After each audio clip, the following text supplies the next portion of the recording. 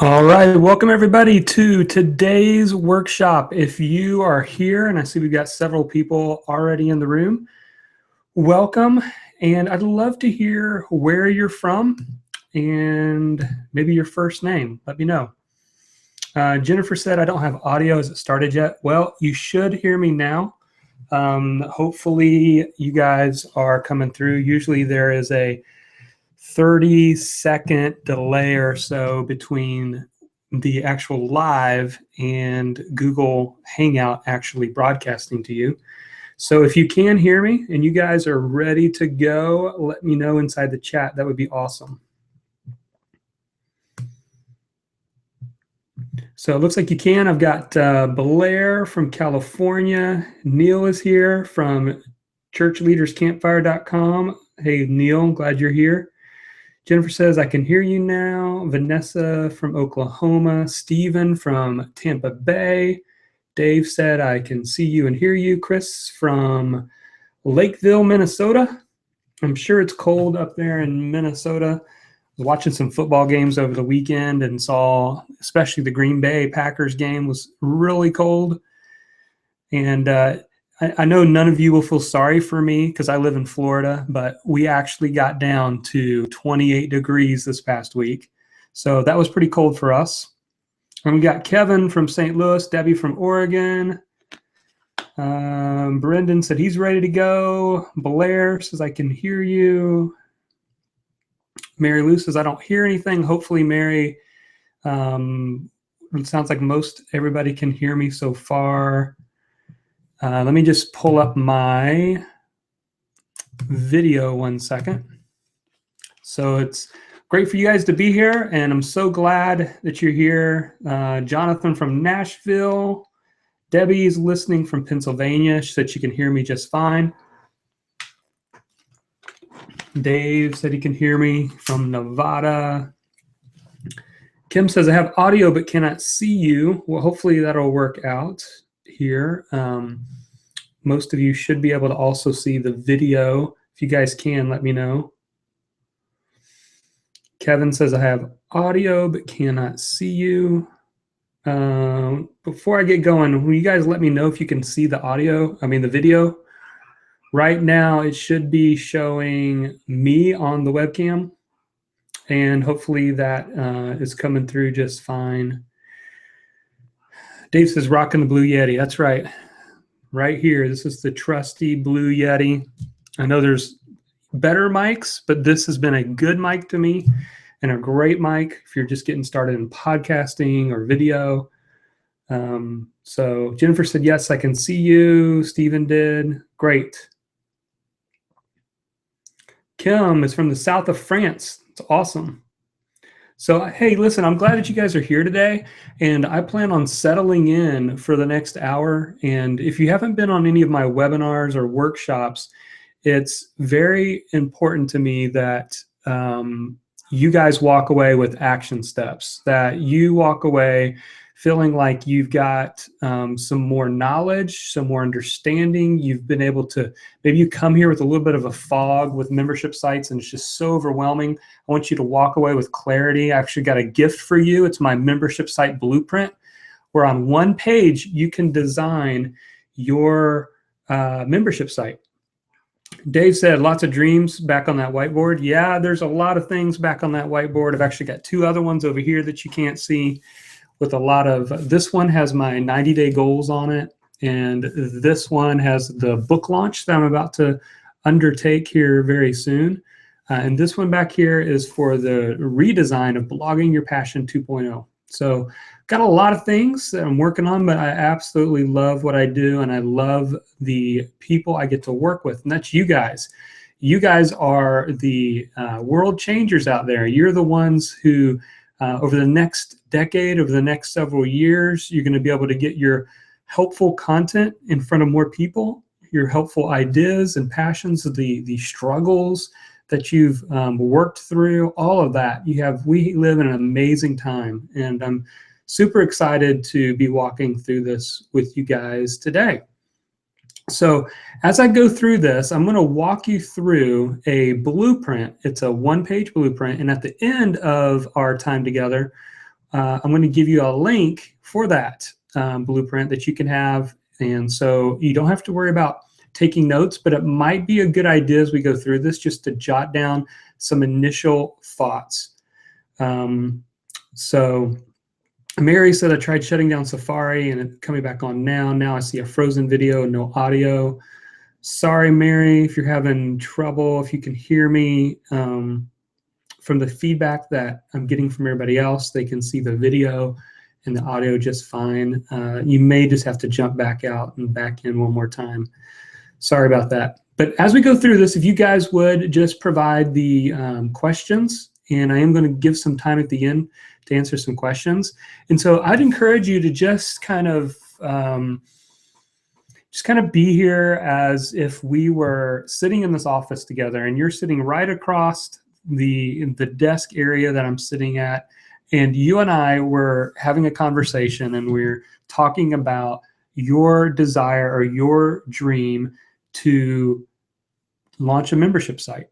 And for a lot of people, and I was there as well, I really struggled because it seemed overwhelming. You know, all the tools, is this going to use up a bunch of my time? Will I have time to do anything else? And so one of the things I'm passionate about is making it a win-win for everybody to have a membership site. And I've been running one now for, I think, almost 2 years. Having a membership site can provide you the opportunity to work closely with some of your biggest fans and help move the needle, help them move from where they are to where they want to be. And you get to be the guide, the teacher, the person that's there serving along the way. Dace has got my Moleskine and pen ready. Awesome. I've got my Moleskine right here, writing this thing like crazy. I have an index in the front, right? Index all of my ideas. And I love jotting down things in my Moleskine notebook. All right, so let me jump into the slides. We're going to go ahead and jump in and get started. So today our topic is launch a membership site workshop. So let's go through this. First of all, if you have yet to know who I am and you're like, well, who is this guy to even be talking about membership sites? Maybe some of you come today and this is your first exposure to me and what I do. I have been blogging full-time since 2011, started blogging back in 2009, and first started with a career coach blog and figured out after a couple of years how to create about 12 different income buckets that allowed me the opportunity to move away from my day job and pursue blogging and working from home full-time. And around 2011 is also when I started bloggingyourpassion.com, which has its own university there that we have a 101, 201, and 301 program that walks people through the process of going from having a passionate idea to a profitable online business. And we're about to launch here very soon a brand new relaunch of the 2.0 version of Blogging Your Passion, something I'm really excited about. Those are some of the few places I've been able to be featured in, Entrepreneur on Fire, Lifehacker, on michaelhyatt.com, and Business Week, and others. So that is a little bit about me. As far as membership sites, I've been running one now for, like I said, just about 2 years. And I went from finally deciding to launch one to launching one in 90 days. And within 90 days, I created just about $3,000 in income per month. And of course, from there, it grew. And many of you have watched some of those tutorial videos on how I built a $2,960 a month membership site in 90 days. And I'll be mentioning and talking about that a little bit today, but rest assured, it's not the same content, because I know most of you here have been able to watch and look at that content. But today is going to be about really helping you think through the different pieces of launching your membership site and maybe some of the challenges or struggles that you're facing. All right. So like I mentioned before, I've got a free PDF blueprint for you. And by the way, right now, this session is the afternoon session, or it might be a little bit of morning session, depending on where you're watching this. And then I'm going to do this again. I've got a whole nother group of people who are going to be watching it tonight again at 9 o'clock.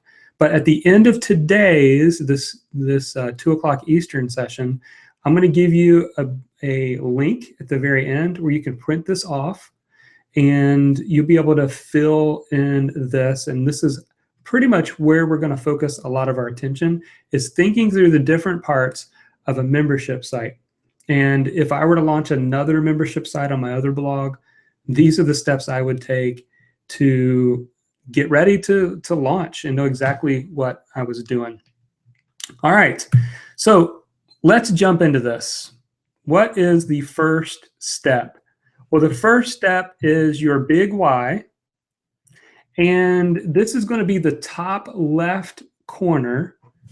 And if you want to, I can back up here a second. If you want to, if you got a piece of paper, you're welcome to do this if you want, because you will be able to kind of fill this in along the way.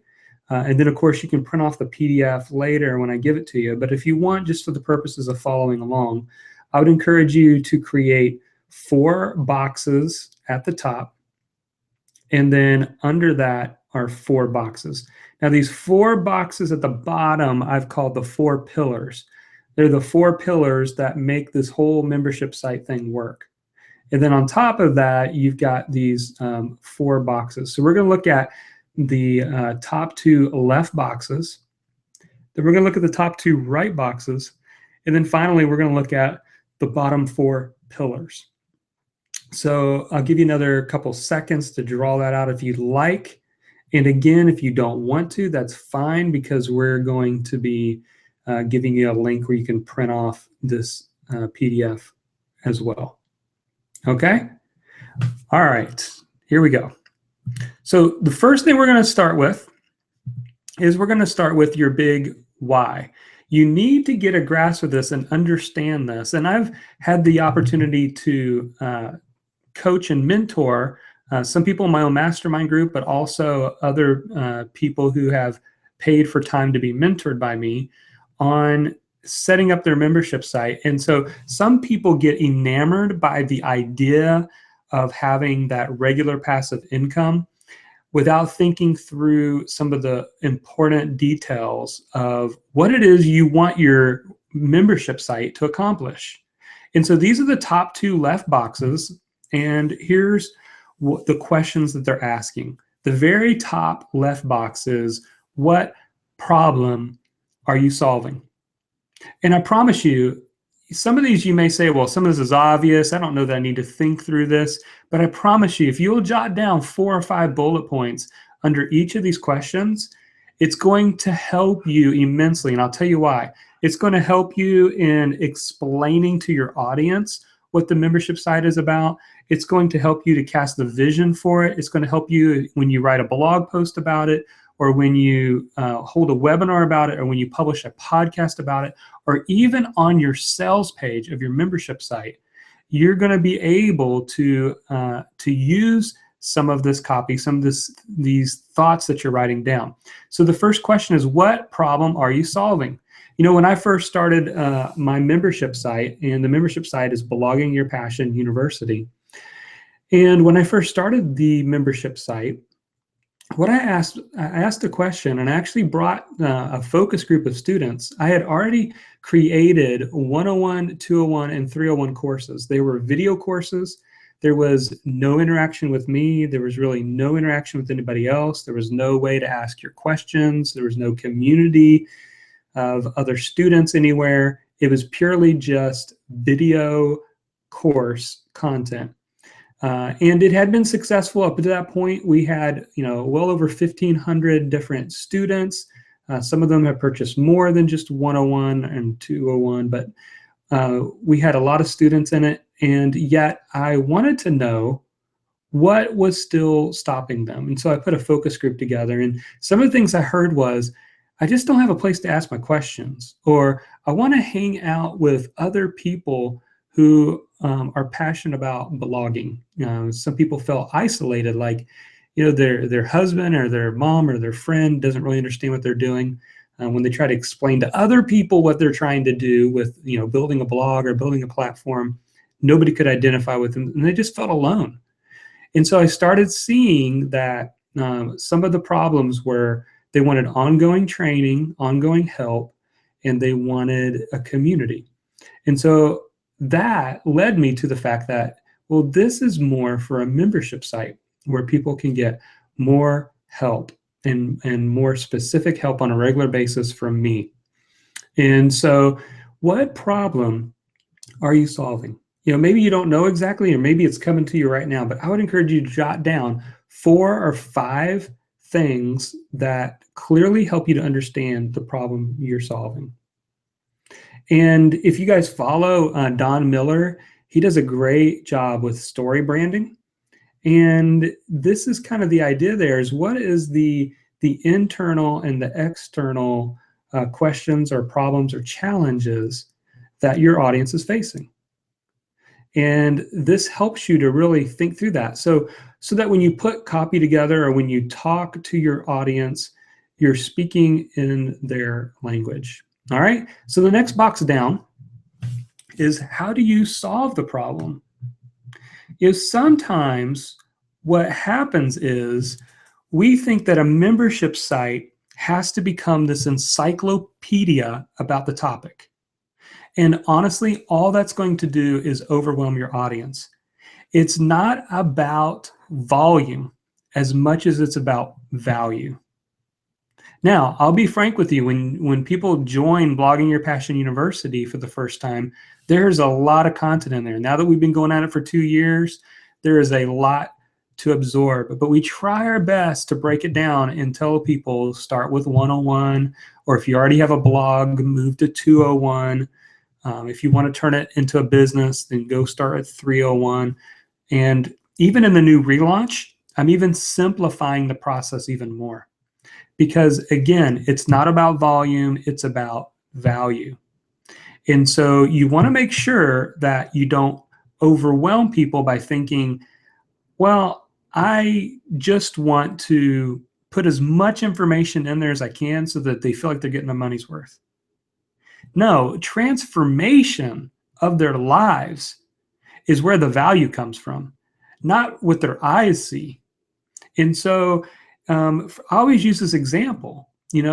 Let's say that I figured out a way to make $5,000 a month through Facebook ads. And I have used Facebook ads and I've used them to create and sell some of my courses. But let's say that I decided to launch that. And so you bought a course because you wanted to learn how I did that, right? What you don't want is for me to teach you about every single type of Facebook ad that's out there and create this encyclopedia of everything that's out there. What you as a student want to hear is, what is it that you are doing? I just want to know your steps. I don't need to know all the other different Facebook ad stuff that's out there. I just want to know your steps. And that's what I did. An example is what I did with my Kindle Your Passion course that helps people to write and publish a Kindle book in 30 days. When people hear that, they're like, oh, especially writers, they're like, write a Kindle book and publish it in 30 days. What are you talking about? But I have a specific process that teaches a very specific thing that has helped a lot of people publish Kindle books. And so when you go to answer this question, how do you solve the problem?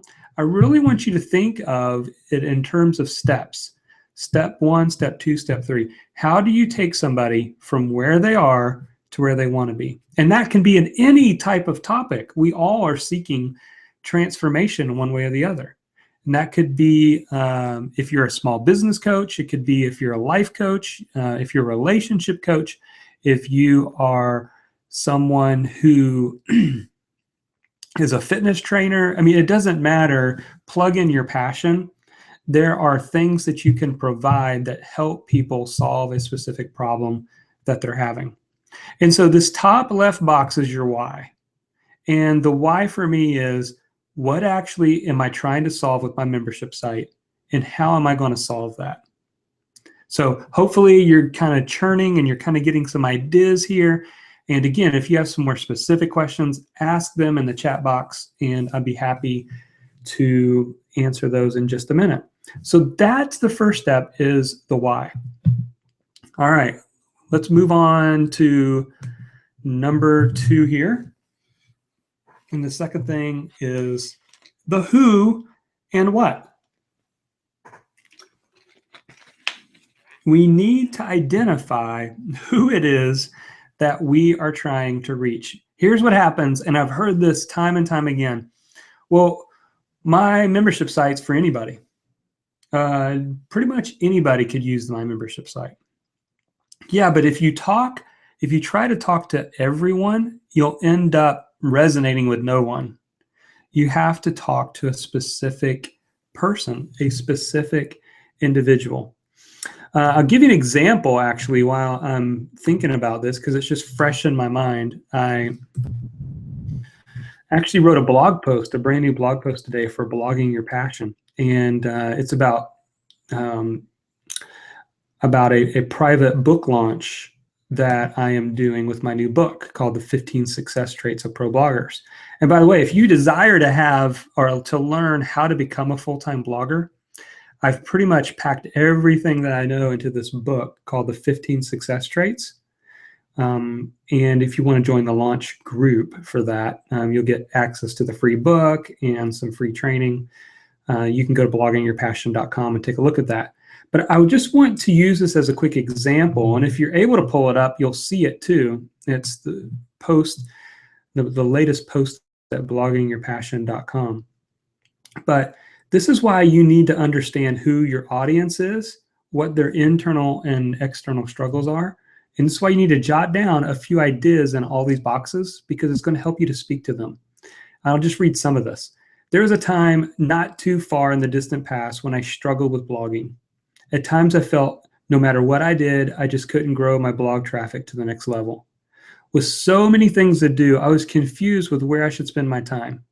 There was so much advice online, some good, mostly bad. I never felt more alive when blogging, but I wondered if anyone was even really listening. Then there came the desire to earn money with my blog. How was I going to do that and not feel like a crooked salesman? I didn't feel comfortable thrusting myself into the limelight as the hero who has his act together and knows all the right answers. I doubted myself as well. The fear of not being good enough creeped in, took residence, and whispered to me that I just didn't have what it took to be a success. Why does this seem so much easier for everyone else? So I'm not going to go and read the rest of it, but do you hear how the language of the post is really speaking to what many of you have probably had those same thoughts and ideas? But I was speaking it to the person because I have a clear understanding of who my audience is. And my audience are people who are passionate about something, but they just are wondering whether anyone's really listening, and they silently doubt themselves and whether or not they have what it takes to be successful. And so going back to the who and the what, it's going to go to our 2 right boxes. These are the 2 boxes on the right. Who is this for? And so I did this exercise with this new book launch that I'm having. I wrote down my book is for bloggers, podcasters, coaches, platform builders, online entrepreneurs, so that I could have a clear understanding of who it was for. And then the bottom right box here is what makes it unique. Now, we could spend a lot of time on this, and I don't want you to get stressed out about this, but there's a great book, and some of you may have read it. It's called Blue Ocean Strategy. And Blue Ocean Strategy, it's a business-minded book. It's got a lot of interesting information, but I'll give you the quick summary. So the idea behind it is, many companies today are battling their competition. If you want an example, here's a perfect example. A perfect example is right now, I've seen so many commercials in the mobile phone, cell phone industry with the service providers. Between AT&T and Verizon and all those guys, they're constant in Sprint. They're constantly battling each other. They're saying, like Sprint saying, bring in your AT&T bill and we'll cut it in half. And Verizon saying, AT&T saying, well, we have the most coverage. And then Verizon's come back saying, no, well, we have the most coverage. And so that is called a red ocean strategy. That's where it's a shark eat shark world. And what happens, and this is interesting study because this happens a lot in business in general. What happens is eventually somebody comes along that does the thing that no one else is doing, that it's actually what people really want. And so think through what makes what you want to do a little bit unique. And a quick example would be Cirque du Soleil.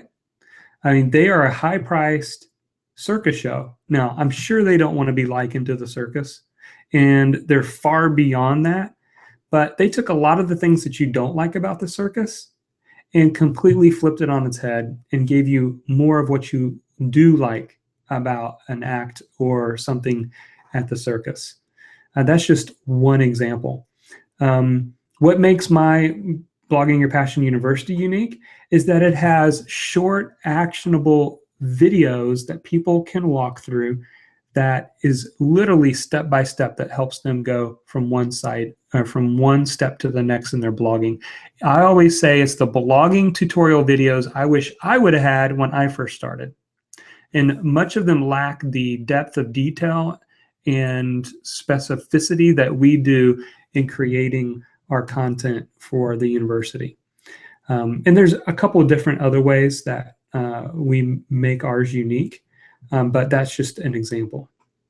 So what makes it unique? So who is this for and what makes it unique? So now we've got the why, we've got the who and the what, and now we're going to jump into what I call the 4 pillars. And the 4 pillars are really going to show you or help you with the how. So how am I going to pull this off? How am I going to pull off? How am I going to launch it? What tools am I going to use? How do I keep members? How do I run a membership site without it running me? I mean, those are all the questions that I'm sure you're asking because those are the questions that I wanted to know about. So here are the 4 pillars, and we're going to spend a few moments for the next several minutes kind of diving into each of these. And I think this will really begin to help you to understand and answer those questions that you have. So again, if you're jotting down notes, you can quickly write this down. But the 4 pillars are content, tools, promotion, and retention. So I kind of see the left 2 as your master plan. I mean, all 4 of these could technically be your master plan, but that is kind of the what type of content am I going to put into the membership site, and how am I going to display it for my members. And then the other side is more about the launching and keeping of the members. Okay, so let's kind of just walk through some of these, and I'm sure this will help. Okay, under the content, I want you to think about, and you may even want to write this down, because this is one of the most important pieces, and that is your content delivery schedule. It's very important that you don't come out of the gate trying to, because you want to show so much value, that you come out of the gate giving too many updates to your content. Much better is it for you if you plow through that, or you kind of spread that out, or you just get into a groove. Consistency is much better than overwhelm. An example is for my right now, and of course this may change, but right now, besides all of the training videos and the tutorial videos that are there, the new content that's coming in is 2 pieces a month. And one of them is a fast track class where I do something similar to what you're getting today. and a specific area inside my blogging business where I teach people, teach the students a specific topic of how to do things. And then the second piece is I do a live office hour session where the students come into the room. It's like a Google Hangout. There's no super a busy agenda. I don't have an outline to go through. It's just me ready to field questions, and we talk about whatever it is that people are struggling with building a blog. And I share tools, or I share ideas, or it's pretty much like a coaching session. It's a live office hours type session. So those are the two content pieces I do. So you want to think through your content delivery schedule. Is it going to be something once a week? Is it going to be something twice a month? Is it going to be something once a month? I know Brendan Burchard for a long time charged, and I don't know if he's still doing it, but charged $97 a month for his membership site. And basically they got one 45-minute training video every single month. And that was his super simple way of doing a membership site, just creating one super high value training session every single month. So you got to think through, am I going to be, 3 days a week? Am I going to be once a week? Am I going to do this, twice a month? You want to think that through. And the reason why you want to think this content delivery schedule through is because that's what's going to help people feel like they're still getting value. See, what you can't do is just create content. I mean, you can do this. I'm not saying you can't do it. There's people that do this. But if you want to retain your members longer, then you're providing ongoing value in some way. Because there are people who do put all their content inside a membership site, and then they just charge monthly and they update it maybe once or twice a year or once a quarter. But I don't advise you do that. Think through your content delivery schedule. What is ideal for you? And you got to think long term. If I do this for the next 2 to 3 years, is this sustainable? And so that's important. Another thing under the content is the types of content.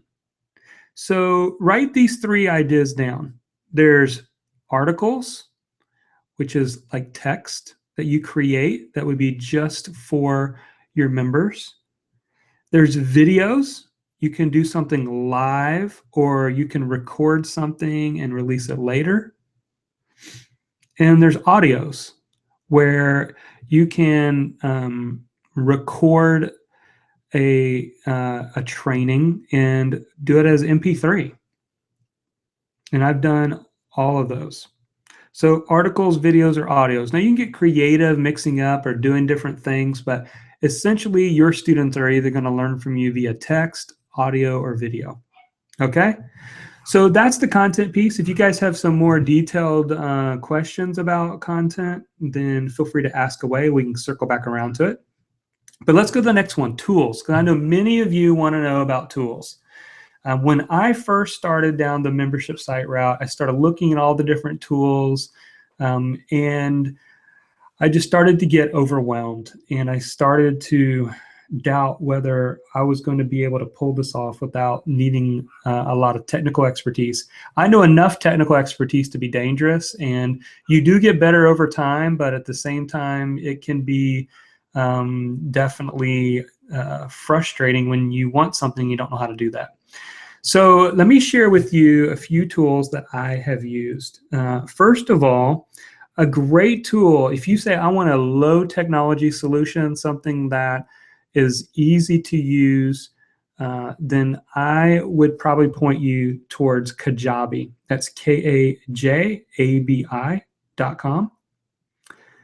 And currently, my membership site, along with a few of my courses, is in Kajabi.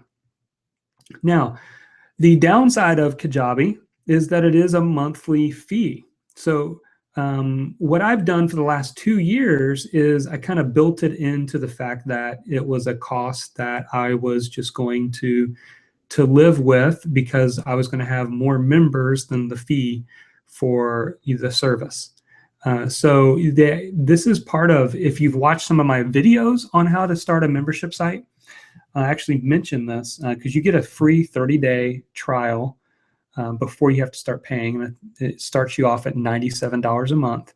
And so my goal was, once I started putting content in my membership site, that I wanted to launch it before I had to pay for my first $97 payment. And literally the weekend that I launched it, I added 50 members for $20 a month. And that helped to pay for that first month. And of course, a lot more, because that calculates up to at least $1,000 a month right there. So that will really push me to do that. And the reason why is because I wanted a tool that was simple to use and easy for my members to navigate in. Okay. Now, for those of you who say, well, I don't have $97 a month, that, I don't know if I could do that. Let me give you a second tool. And the second tool is OptimizePress 2.0. This is something that I'm using more and more all the time. And in fact, the new 2.0 version, and I haven't even announced this publicly yet, but the new 2.0 version of my membership site is going to be inside of OptimizePress. Now, OptimizePress, you pay a one-time purchase fee. I believe it's $97. And you get, you get a couple different things. One, you get a blog theme, which that is the theme I'm using at bloggingyourpassion.com. You also get landing pages, which can replace something like lead pages if you do any type of opt-in forms or anything like that. And then the third thing it's used for is for membership site. It actually has a membership site plugin. So even if you say, I already love my theme, then this one-time purchase, all you have to do is download the membership site plugin and you are in business. You can build your pages. And the reason why I'm moving to this tool is because the pages are super easy to build and I can customize them and put anything I want anywhere. And so I would encourage you to just check out OptimizePress 2.0 and check that out if you don't want a monthly fee. So those are the two that I recommend for running your membership site. Now, let's talk real quickly before we move on to how you're going to get paid. The easiest way to get started is PayPal. But I want to share with you something that I didn't know when I started using PayPal for my membership site. PayPal allows you, when you're selling like one-time purchases, when you're using one-time purchases, PayPal will allow people who don't have a PayPal account to still pay with their credit card. It's not easy to see, but it's there. But with a reoccurring payment, PayPal does not give your customers the option to use a credit card. They must have a PayPal account. And so when I first launched my membership site, I started getting these emails, people saying, I want to join your membership site, but I don't have a PayPal account. And I immediately saw that I had a problem. So you can go with PayPal. PayPal does allow you to set up a recurring subscription for your customers, but you may have to look elsewhere. So those are some of the examples, or some of the examples of what I would use for payment. Now, you say, well, what's an alternative example? Well, if you use OptimizePress 2.0, they actually are integrated with other payment processors. Stripe is a good one. Also, the one that I'm using right now, and the reason I'm using it right now is because it allows PayPal, credit card, and it allows me affiliate programs, plus a few other features. But it's actually a site called Deal Guardian, and it's DEAL Guardian.com. So you can check out DealGuardian.com. They actually also integrate. They integrate with Kajabi and OptimizePress 2.0, both of those. It's kind of a long story why I had to move to Deal Guardian, so I won't bear you the technical details. But basically, it's allowed me to be able to run affiliate programs It's allowed me to take both PayPal and credit card, and it makes it super easy to pay affiliates as well. All right, so that's some of the tools. If you have more specific questions on tools, but those, you need a way to display your content where people can log in, and you need a way to get paid. And so those are the tools that I use. All right, moving along, promotion. Let's talk about this for just a little bit. When I talk about promotion, largely what you get in my course that many of you have watched talks about the promotion part of it. And what I did to launch mine is I did a open and close strategy to get people into the membership site. So when I first launched it, I said, I'm still trying to figure everything out. Here's the vision for what I want this to be. I had some initial content that I did put inside the membership site, but clearly not everything that I wanted to have in there. And I said, I'm looking for charter members, and I'm only going to let the first 50 people in at the $20 rate. Later, the price will go up. Now's the best time to get in. Plus, you're going to be in a small private group with me. And I mean, I'm telling you, I still know and still have a close relationship with many of that first 50 charter members that were a part of launching my membership site. And what's funny is most of those are still with me today. They're still active, they're still involved, they're still a part of the membership even after 2 years. And for that, I just appreciate them and their support, and it makes me want to give them more and more value all the time. So I would encourage you, when launching your membership site, to think through that strategy. First of all, it's going to help you to be more manageable, and you could do any number. So if you say, hey, I'm just going to let 10 people in at $20 a month, it creates its own sense of urgency. So people like to be in exclusive things, and they like to be on the ground floor for something new and exciting. And so if you do this, regardless of the size of your audience, it's really going to help you to get some initial people in there. And then what you want to do is treat those people as partners and let them know, hey, I need you to keep other people, I need you to help me to build this thing out and to interact with one another, and you're a part of this. And literally, I would send emails every other day or a couple different days where I would say, hey, here's a charter member assignment. And we made them fun and made them interactive. Like one of them was, go introduce yourself in the forum. Go place your Twitter handle inside the forum. Go place your Facebook page so other people can like your Facebook page. And so what that did, though, was it helped to jumpstart the forum. It helped jumpstart the community of what we were trying to do. So that might be getting a little bit into the retention side, but the promotion, I would encourage you to really think through how you could start with an initial charter member group. And then about 30 days later, I opened it again. By the way, I filled those first 50 spots in like 48 hours. And I often wonder, would I have hit 50 spots if I just said, hey, this membership site is open? How long would it have taken me? I mean, it may have taken me 3 or 4 months to hit 50 members, just being honest with you. But the fact that I made it exclusive, the fact that I made it an opportunity to be on the ground floor of something, the fact that I made it where there was some scarcity involved because the price was going to go up later. I mean, all those factors played in an opportunity for people to get in on something new and exciting. And it was fun for them, and they loved it. Okay? So then 30 days later, I opened it again for just 50 members, and I closed it again. And I think I left it at the initial price that I had. And again, pricing is going to come down to your strategy, your overall strategy of who you're in competition with, and your Blue Ocean strategy we talked about earlier. Mine right now is at $30 a month. That's comparable to a lot of other different membership sites that are out there. So, but I've been a part of some that are $97 a month and higher. So it just depends on your niche. Okay.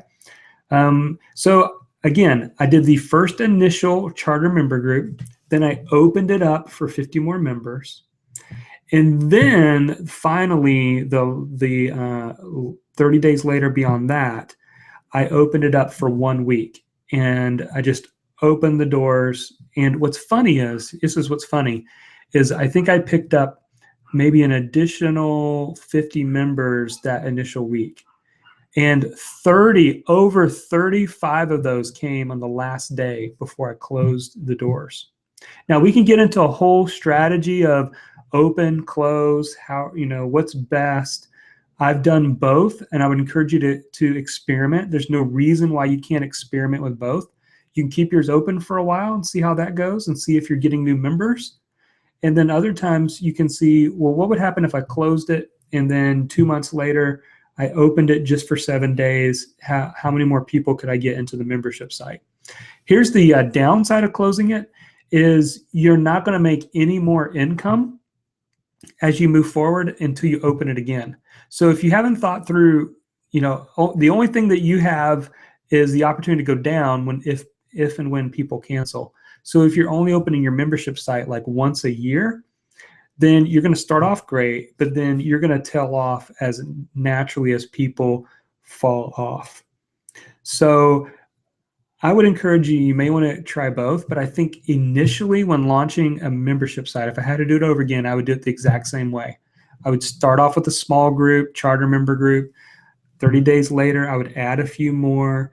It makes it manageable. You get great feedback, and it helps you to know, make sure that you're not in over your head. That's the other thing is, I didn't want to be in over my head, trying to service all these people who wanted this content, and yet they were waiting on me. All right. And then finally, we're going to take some questions here from you guys. And I see you got questions coming in, so feel free to ask some more questions. But the last of these 4 pillars is retention. And so there's a lot of retention strategies out there, but the idea is you want to keep people in your membership site. You want to keep adding value. You want to keep them around. Now, one of the obvious ways is to have that regular content delivery schedule that's going on and on and on an ongoing basis, because people get excited about, announce this next month, this is what the topic's going to be. And so people see it coming for a few weeks. That has the potential to keep them in there. I know in the past I've done that with putting it in the sidebar. Hey, here is what's coming next month in February, so that you can keep people in, because it may be a topic they're like, ooh, I really want to learn about that, so I'm going to stay in another month. I was a part of a membership site for well over 2 years. And one of the main reasons was because they had some software tools that I could use for free inside of the membership site. And one of them was like a guest posting type. It was aggregated with all the members. It made it super simple to write guest post. And so because that software was built inside of the membership site, I stayed with it because I felt like not only was I getting some training and some community, but I had a tool that I wanted to use that kept me in there. So for those of you, depending on what you do, if there is some type of a software tool or something that that members want, maybe it's a directory of all the other members, forming people into mastermind groups. I know other people have been successful at membership sites doing that, helping people get into a mastermind group inside of the membership site. All those different retention ideas can be helpful. But really, honestly, it does come down to brainstorming and thinking about what you're going to do. Another thing you can do with retention is increase the engagement. Do contests, do polls where you're polling the audience. I know 1 month we did a content publishing contest, and it was, we had a shared spreadsheet, and basically you put your name in there, and then you put your blog post that you wrote for that month. And then at the end of the month, whoever wrote the most or published the most blog posts that month got a $100 Amazon gift card. And then those in second place, the person in second place got, I think, a $50 gift card, and third place got a $25 gift card. And it was so fun. And it's something I probably might do again sometime, because I helped these bloggers who wanted to publish more have an incentive, and it became part of a fun contest. And so that made it highly engaging, and it kept people in because they wanted to be in there that month. They had an opportunity to win a $100 gift card just for publishing the most blog posts. That was something that kept them in there.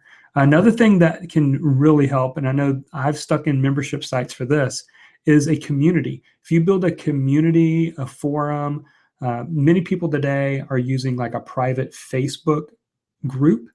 So as people join your membership site, they can request to join your private closed Facebook group. And once you add them in there, they have the opportunity to stay engaged and build this community. So having an amazing community where these people feel like they have these relationships that can also keep them in there. So those are just a few of the retention strategies. My point is not to overwhelm you in all this, but if you jot down a few ideas in each of these, it's going to help. And just as a recap for these 4 pillars: content. What's my content delivery schedule? Is it once a month, twice a month, once a week? And then what's my format? Am I going to do just video? Am I going to do just audio? Am I going to do a little bit of both, a combination of them? And then tools. How will my members access the content? We talked about Kajabi. We talked about OptimizePress 2.0. There's other tools that you can use out there, but those are the 2 that I'm using. And you got to get paid. So there's PayPal. You could use ClickBank. We didn't talk much about it, but you can use ClickBank. And then Deal Guardian is the one I'm currently using, and I'll probably use until, but then there's Stripe. I am also very interested in possibly using Stripe as well, that will accept credit cards. Promotion, we talked a little bit about how you launch it, open and close it. And then retention, we talked about some ideas on how do you keep people there through polls and contests, letting them know about the themed months that are coming up. I always like to try to do a theme for the month. And of course, a community, Facebook groups, and so on. So I see that we've got a bunch of questions in here. Before we get to the questions, I got a question for you. How serious are you about launching a membership site in 2015? You can do this. This is something that can be done. I've done this. I know that you can do this. You do not have to have a super large audience to get a membership site going. I mean, think about if you were even able to add 50 members at $20 a month this year. That's $1,000 a month income that comes in every single month and gives you some stability in what you're trying to do. And that is, I'm assuming what you're trying to do is to build your own business. There's nothing that has sustained me more than having a regular income through a membership site. And I still do product launches. Product launches are fun. They're great. I earn affiliate income. I do coaching and mentoring income. But the membership site has created that stability, that ongoing revenue for me. And so what I thought that I would do is because I love doing this so much, I want to work closely with a few people about helping you think through every piece of this blueprint. So I'm going to offer a membership site blueprint mentoring session. And this is going to be 90-minute one-on-one strategy session. It's going to be just you and me sitting in front of the camera or on the phone, however it works for you, either a Google Hangout or on Skype, and working through and answering every single question you have about the blueprint we talked about today. So the goal is, after these 90 minutes, you're going to have a completed blueprint master plan. I'm also going to give you my email address so that you have access to me for the rest of the year. Anytime you get stuck with trying to launch your membership site, if you have a question or you want to know an answer to someone who's already been there, done that, I can give that to you. And you're going to walk away with the launch plan. You know, we talked about those 4 pillars. I'm going to help you think through that promotion part of it on what works best for you, your audience, your blog, where you are, to help you with the launch plan and understand how to run a membership site that doesn't run you is so very important. So here is how this is going to work. I'm actually, because of time constraints, I'm going to only be able to work with 5 people. So I've opened up 5 mentoring spots. You can choose this anytime that you want. I'd love to be able to do these in January and February if at all possible. But I'm going to open up for 5 spots. And again, this is, we got a good number of people in here now in this session, and then also the session tonight, whatever's left that doesn't get grabbed up today is what we'll talk about tonight. But for basically $247, you'll be able to work with me for 90 minutes. I'm going to help you walk through every piece and part of that blueprint and get your membership site launched. Now, honestly, I probably should charge a lot more because of the value that I know is going to bring it to you. I mean, I know that even if you could create a $250 a month membership site every single month, you're going to have your money back in 30 days after launching it. I mean, think about it, like I mentioned earlier, if you were able just to launch, you know, add 50 members at $20 and you had $1,000 a month, that's $12,000 over the course of a year. And you invested $247 with me to help you think through it all. So I would love to work with those of you who are really serious about this, and maybe you just put it on the side because you just getting stuck somewhere. You don't know what the right tool to use. You just lack the confidence. Well, you can borrow my experience and help you to get this launched. So right now you can go to bloggingyourpassion.com/blueprint. And once you go to that site, it's pretty simple. There's an opportunity for you to grab one of those 5 spots. And then what I'll do from there is I'll send you an initial questionnaire because I want to know more about you so that we use our 90 minutes very effectively, kind of a pre-session coaching call and what you're trying to accomplish. And then I'm going to give you access to my calendar so we can slot that 90 minutes. I can do that on the weekends. I could do it on, as long as I know ahead of time, I can do it on the weekends or at night if you're working during the day, or I can do it during the day at any time. So I'd love to work with you personally on that. So I'm going to go ahead and let's see. Dave is saying the link's not working. Let me check that because I do want to get to your questions. I've seen a lot of questions come in. So let me double check the link real quick.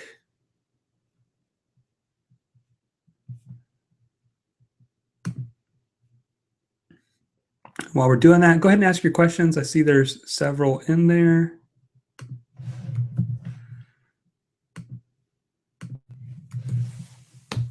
And let's just double check this link.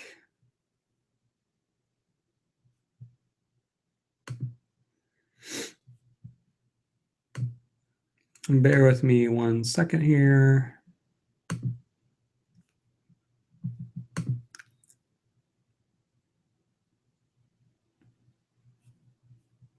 Okay, well, I'm checking on that.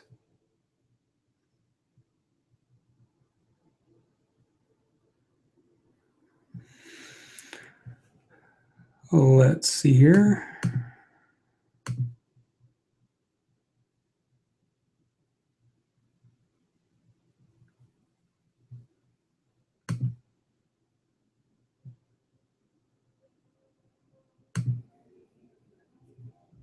All right.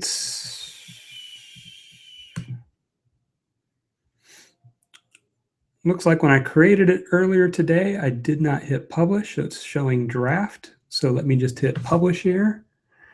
And then it should be active for those of you who would like to do that. And then I'm going to hang around here for the next however long that you guys have questions, and happy to answer your questions. Oh, in just a minute too, I'm going to give you access link to grab the PDF blueprint so that you can store that in Evernote, or you can print it off and begin using it however you'd like. Okay, while waiting for that to publish, let me scroll back a little ways and start looking for some questions here. I'll make sure I didn't miss any questions from earlier.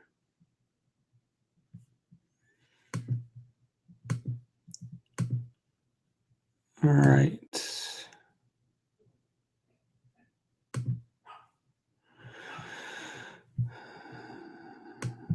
Okay.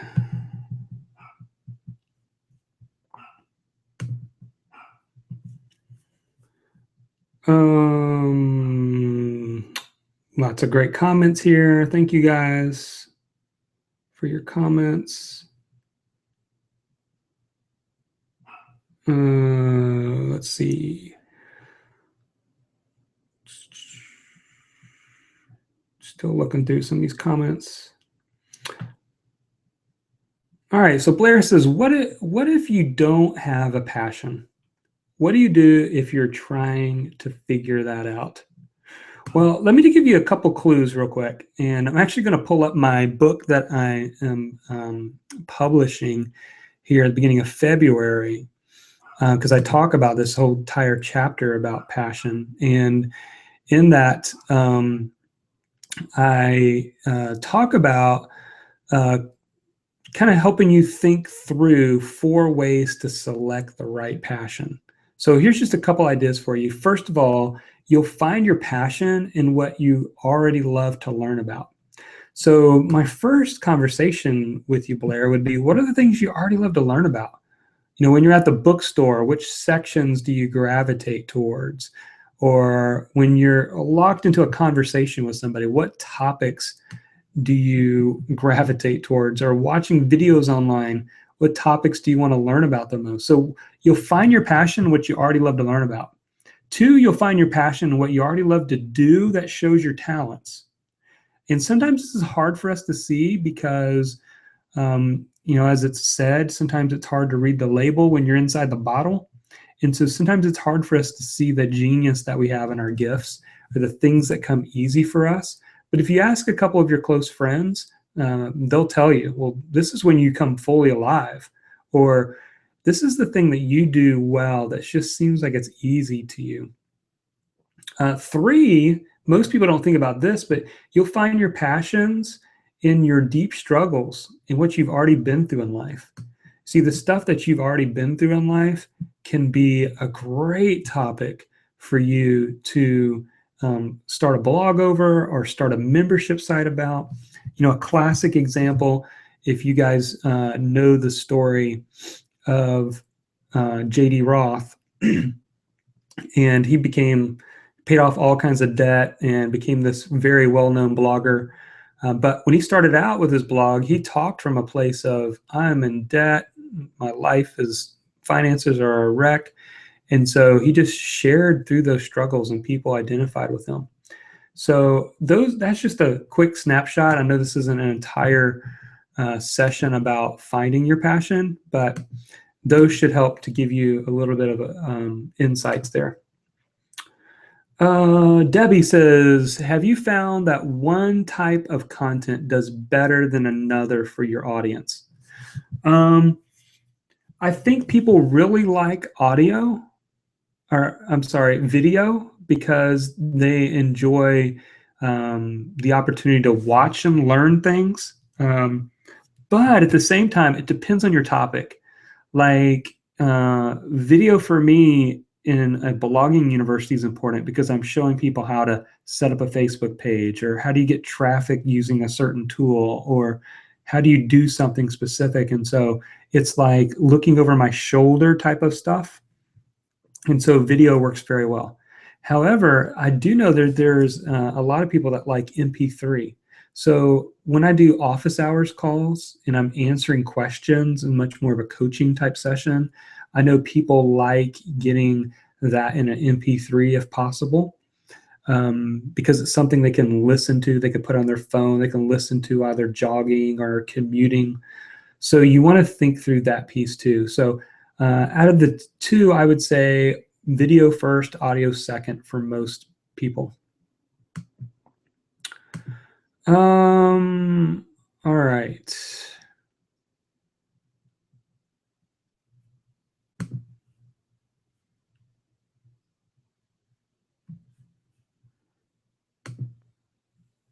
Okay.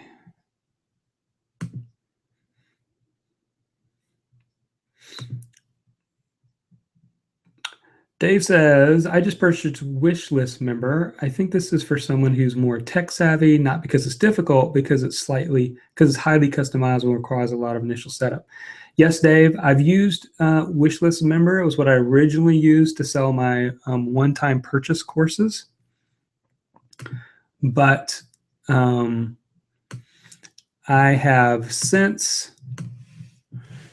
began to gravitate away from it because I think it's a great software, don't get me wrong, but for what I wanted, Kajabi worked good for me initially, and I'm even enjoying OptimizePress because of the if you're not a coder or a designer, it's easy to customize a template that they already have for you. All right. So for those of you who are interested in those 5 spots, I apologize by taking so long and getting that up and running, but it is open and available now if you want to grab one of those spots. Again, it's bloggingyourpassion.com/blueprint. That page should now be active. And I'm just double checking again to make sure that's true. So, and it looks like it is. And yes, it is. So again, bloggingyourpassion.com/blueprint. There's an opportunity to get into one of those 5 spots so I can help you design your membership site blueprint and support you along the way. All right. Let's see. Dave said, Jonathan, was your process on deciding a per month or per year cost? One thing that kind of caught me by surprise, Dave, was when I first initially announced my 50 charter member groups, I didn't offer an annual option for people to purchase annually. I was kind of taken back when I had 2 people email me and say, I'd like to purchase this for the year. And I'm like, I didn't even know if I was going to be committed to it. Honestly, I thought, if I can open this up for 50 people, give this 30 days and see if I have the time to do this and if they see the value in it and I can figure it out how to make it a win-win for everybody, then I'll commit to it. That's another reason why it's so great to use that strategy of just letting in a few people at a time, because what you don't want to do is be tied to this monster that you feel like you can't get out of. But I was convinced 30 days into it that it was a blast. I was having the most fun. I wanted more people to experience it. And so I stayed with it. But I didn't really think through a per year cost basis in the beginning. It's something that I am thinking about for my 2.0 to give people that option, because some people like that option better. And of course, many of them can get, offer a discount whenever you do that. Peggy says, easy for me to produce content like blogs, books, classes, but I'm not very tech savvy and even want to spend my time setting up these things. Is there a small business that can handle all that for me, that does it regularly and smoothly? I will say the benefit with Kajabi for me, Peggy, was I kind of felt the same way. I already had a lot of things going on. One of the things that is great about Kajabi is they have 24-hour, 7-day-a-week live chat. So if you said, and the great thing about Kajabi is once you kind of get your membership site set up, and by setup, there's not a whole lot. There's, choosing your name, modules you want or whatever. and then putting a header. Once you put that header up there, you're pretty much done from a graphic standpoint. But I still had questions, and so I would use that live chat and say, hey, trying to figure out how to get my image on there. And many times they would even do it for me. If I said, hey, I want to get a certain color, or how do I get a color over here on this side? They would do that for me. So that is one of the advantages for it. But there are some people out there that do work with things like Kajabi, and they're consultants that might be for OptimizePress as well that you might want to look into.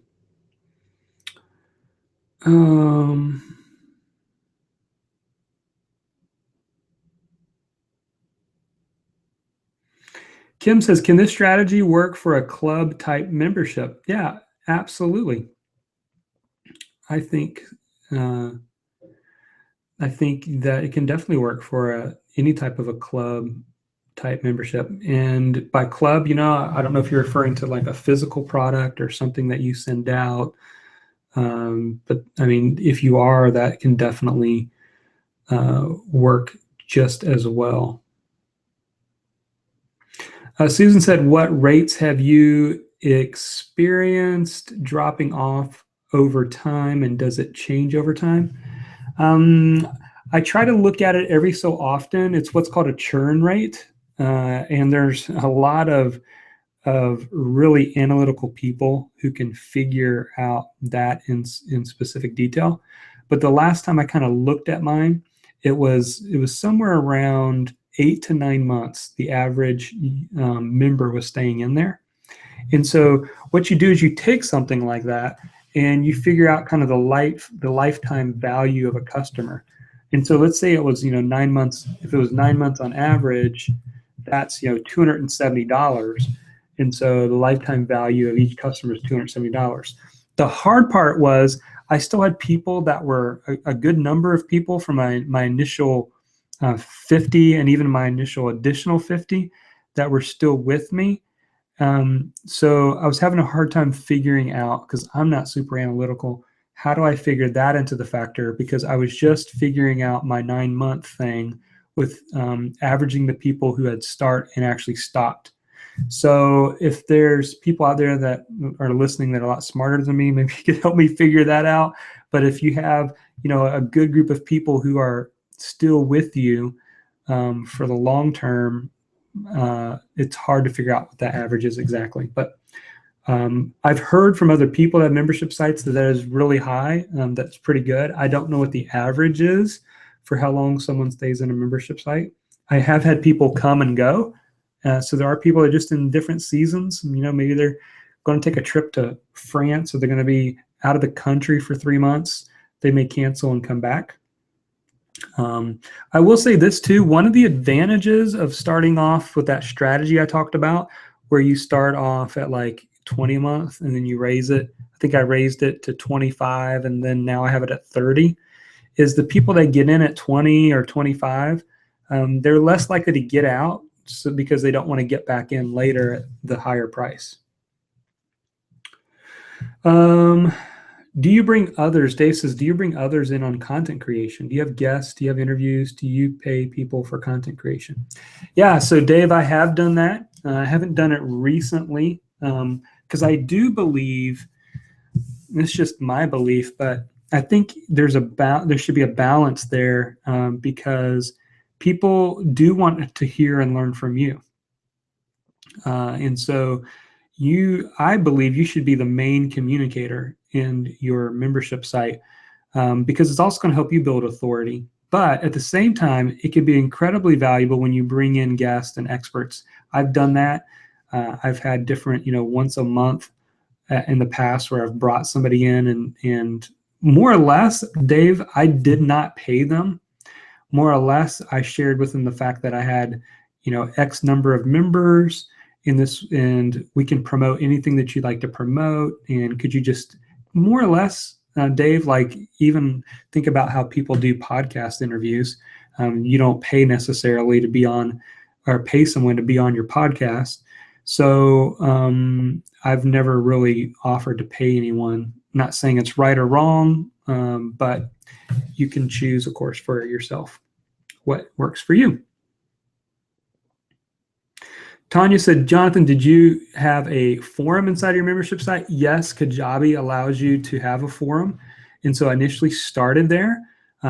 It started off like gangbusters, but after we hit kind of the 9-10 month mark, there was less community there. And so I had to make a decision. My forum is still there inside the membership site right now so that people can go back and look over all the different awesome conversations. But that initially got going because of the charter members and the fact that we made it a point and a priority to push people to go into the forums to get it started, to seed it. You have to get it seeded, because if somebody shows up and there's no activity going on, they're not going to stick around. But after almost a year of that forum, it started to kind of tail off little by little. And so I said, you know what? Where are people already hanging out? They're already hanging out on Facebook. And so to create a private Facebook group has worked great, because people have to actually log in and get to the forum in order to discuss, whereas you can create that retention strategy and use that to your advantage inside of your Facebook group, where people are, that they're already getting on there way more than they're probably logging into your membership site. Kevin said, I'd like to develop a forum. What's the best way of including that? There are forum plugins that some people use along with membership site plugins. I've never really used those. I just used the forum that I had the ability to add to the Kajabi website. And then I use a private Facebook group. All right.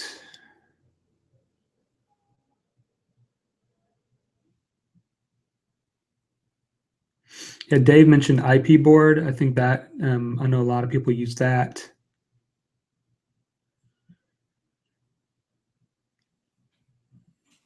Debbie says, a membership site seems like the next natural progression for me, so it's pretty pressing for me.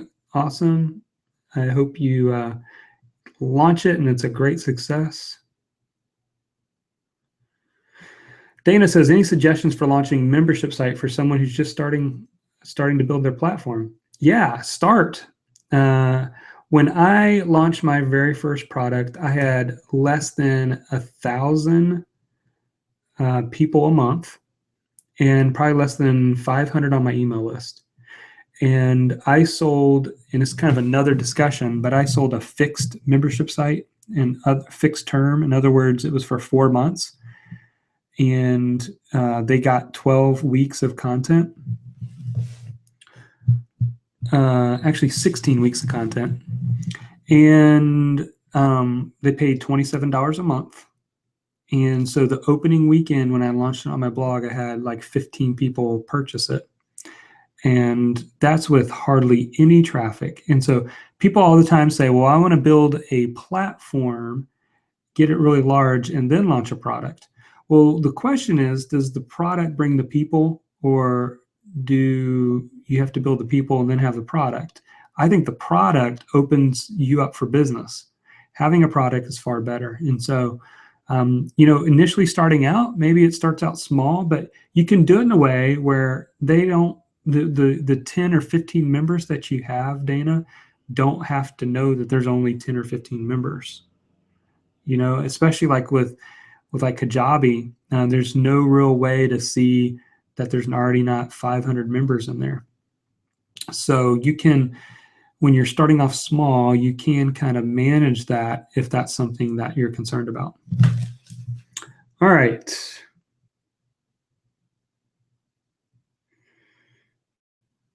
Just reading through some of your comments here.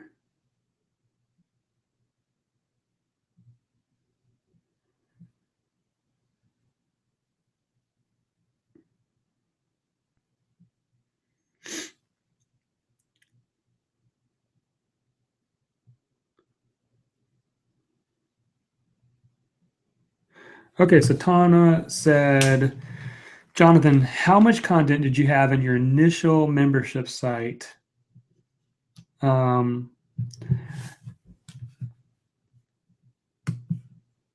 Actually, let me do something. I want to answer some more questions, but I know some of we've been on here a while, and so I want to make sure that I give you guys the link before I forget. So we'll kind of have like an after party answer questions here for the next maybe 10 minutes. But for those of you who are hanging around, I didn't mean to make you wait this long, but if you're hanging around because you wanted to get that blueprint PDF, there's the link. It's bloggingyourpassion.com/membership.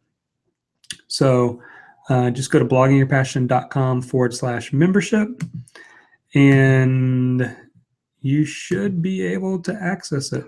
I'm going to double check myself, make sure it is working.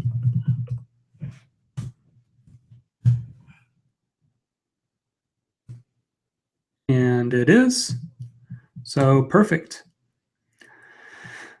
All right, let me answer some more questions for those of you that can stick around.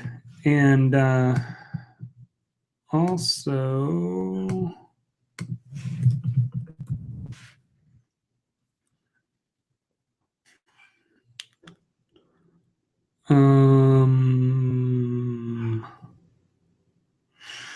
looks like we've already had a couple people join, so welcome, guys. I'm excited to work with you guys personally. So it looks like we already have a few spots that have been picked up.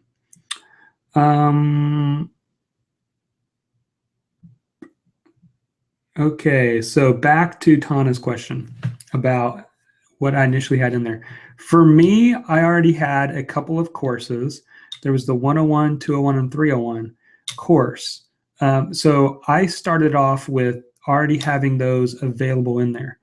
And there was good and bad for that. The good was for people who had not yet purchased the courses. It was an opportunity to get in and access that content. For those who already purchased all of them, they were kind of purchasing it with the hopes that there was going to be more, and there definitely was, and there has been more than just those initial courses. So, one thought is, have you created any courses? Have you created any books? Have you done a webinar? Think through kind of your past content that maybe you have done that you could seed it with. Do you have to seed it? No.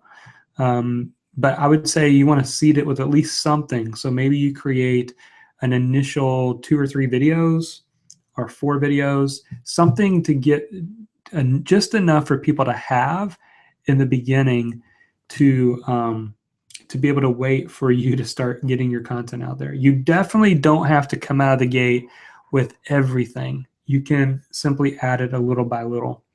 Maybe you have 3, let's say you have 3 courses you've created. I don't know, maybe you haven't, but if you have 3 courses you created, you could start it with 1 course and then say, next month I'm going to add this in there to the members, and the next month I'm going to add that in the membership while you are creating new content. Okay, Debbie said, I think I missed it. How long did you keep your initial window open for your first members? How long did you leave the window open on each successive push? Thanks. Yeah, so what I did, Debbie, is I did it by number of members. So you can do it by time, or you can do it by number of members. It's up to you. But initially, when I launched it out there, I said this is just for the first 50 members. And so once I hit that, I hit the close button and actually created a waiting list. And 30 days later, then I hit that waiting list and said, hey, the doors are open, but it's only for 50 more members. And then that again filled up. That filled up within 48 hours again. So then about 30 days later, then I kept it open for a week, did not get 50 members in 48 hours. That was my first clue to, maybe there's something about having some scarcity to it, or at least some urgency about it. But on that last day, because I kept it open for 1 week, I ended up getting about 30, 35 new members and ended up with 50 additional. So after 90 days, I had 150 members. Some were paying 20 and some were paying 25 a month. Peggy said, great content here. Thank you, Jonathan. You're welcome. Blair says, thank you. That was really helpful. You're welcome.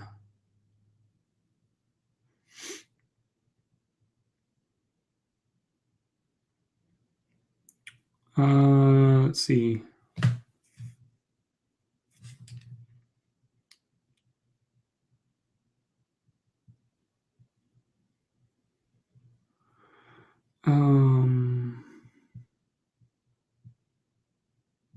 Some of these I think I've answered. Susan said, did the first 150 members retain longer? Yes, absolutely. Now, I haven't looked at it in the last couple months, but it's been amazing. I mean, those are your early adopters are the ones who are probably the most excited about what you're doing, and they're there to support you. And so very much higher, longer retention rate with those. Susan says, now that you've had the site for 2 years, has your retention experience changed? I haven't looked at, I looked at it, I think it's been a month since I looked at it, but it's kind of stayed pretty much the same. So every time I've looked at it, it's not been vastly different. So.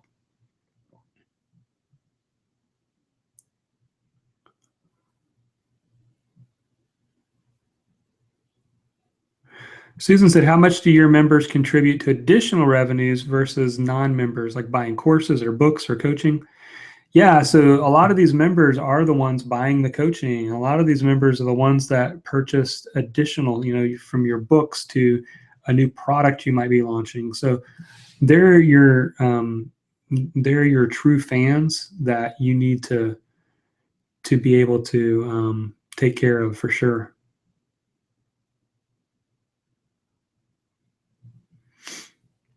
All right. All right, someone sent me a private message. I won't say the name, but he said that next month might be better for him to do something like this. So he wanted to know if I had any spots to do this next month.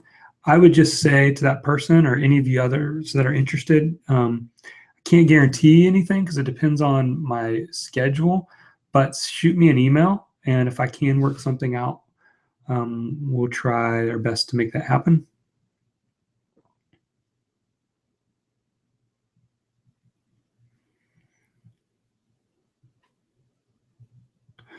Dana says, what's the benefit of having a membership site versus a membership/community plugin on a WordPress blog?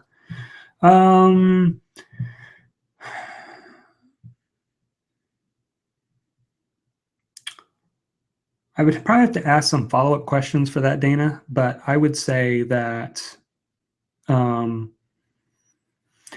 one, if you're having it here's one advantage. If you're not branding it and sticking it on its own domain name, let's say it's a part of your blog, if your blog was dana.com and you wanted your membership site to also be on dana.com, here is a reason why some people do that is because it actually helps your in Google Analytics and with the Google search, that people who are logging into a membership site are spending a lot more time there than people who are just coming to your blog. So as far as your bounce rate and your average time per user, that extends and makes it a lot longer. And so some people have said that has contributed or helped to being more favored in Google. But there's advantages to having it on its own domain name too. So I don't know if that specifically answered your question, but that's what I would say.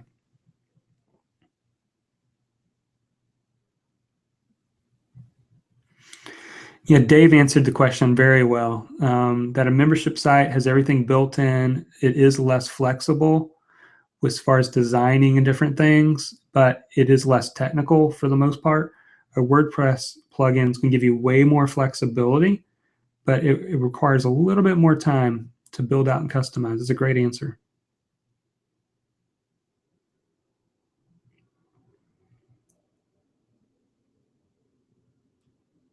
Ooh, Susan, thank you, Susan. She gave me an email address and said her background's in investment and company analysis. So you can help me figure out retention by the group. That would be awesome. Thanks, Susan.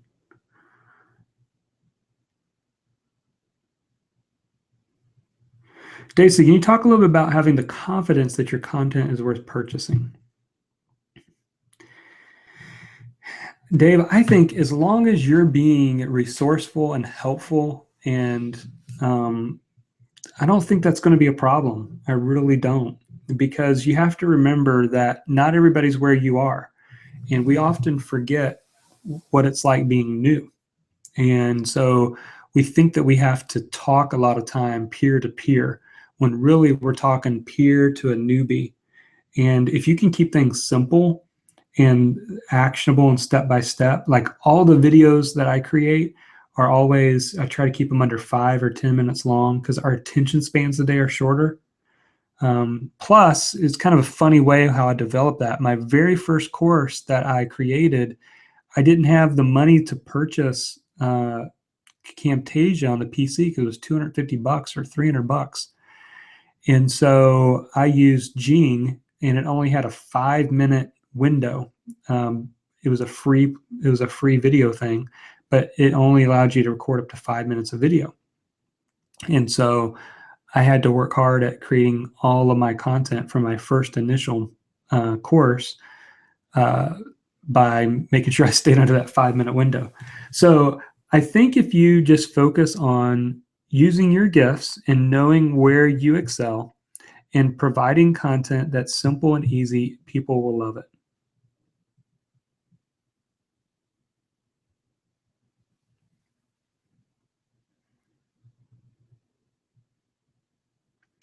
All right.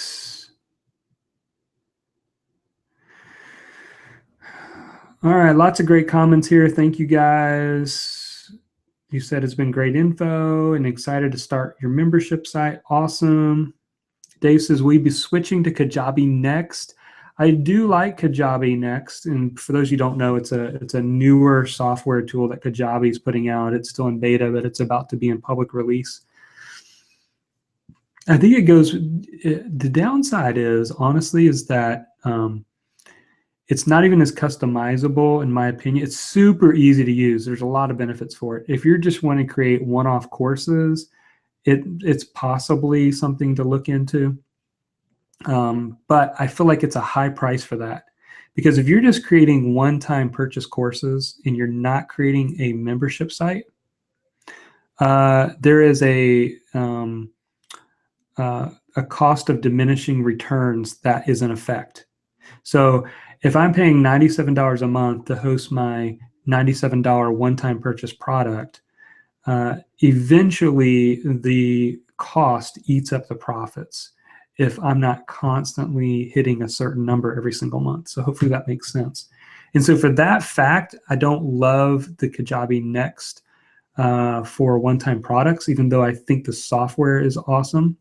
The other thing is, it very much feels like, at least to this point, that it's branded Kajabi, whereas the first initial tool, Kajabi, you don't even know that you're using Kajabi because you can use your own domain name. People can log in and not even know that they're really using Kajabi. Whereas Kajabi Next, it seems like the emails you send out to your students and where you log in and all that seems to be branded Kajabi Next. So hope that helps. All right, I think that's all the initial questions. So again, thank you, everybody. We'll kind of put a stop here. And again, it seemed like the last I checked, there was still a few spots available. So again, if you want to grab one of those spots, I would be more than happy to spend a 90-minute session helping you think through every single part of launching that membership site and getting that going. And even if you choose not to do that, I encourage you to use this blueprint that we shared today and not only get it jotted out, but start putting deadlines to it. For me, I had to stick a deadline to it. This was the day that I was going to launch my first initial 50 members. And once you set that date, things get in motion and you begin to figure out answers to your problems because you've got a deadline to it. So go out there. I want you to go after that membership site. I'd love to hear from you personally if you end up launching one. I'd be happy to share it in my social media and let people know about it. So That's it for today. Thank you guys so much for being here and for being a part of this today.